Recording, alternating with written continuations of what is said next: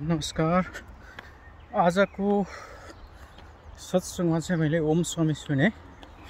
त्यहाँबाट एउटा कुराको जानकारी त भएको हो, तर यसरी बार बार सत्संग सुन्दाखेरि फेरि रिपिट हुन्छ, सम्झिन्छ। त्यो के हो भने आफूलाई ज्ञान नभइन्जेलसम्म अरूले जे भन्छ त्यो उसको बुद्धि अनुसार भन्छ। उसले पनि ज्ञान ठ्याक्कै भन्न सक्दैन, त्यो भन्नेले पनि त्यो ज्ञानको कुरा ठ्याक्कै भन्न सक्दैन। उसले आफ्नो बुद्धिले भनेको भ्याएको सम्म मात्र भन्छ। तर कुरा के हो भने उसको बुद्धिभन्दा ज्ञान, म जतिसुकै मूर्ख हुँ, मसँग ज्ञान छ भने उसको बुद्धिभन्दा ठुलो हुन्छ।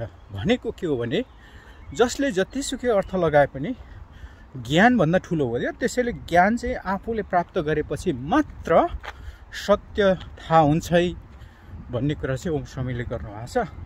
त्यो आज मैले यहाँलाई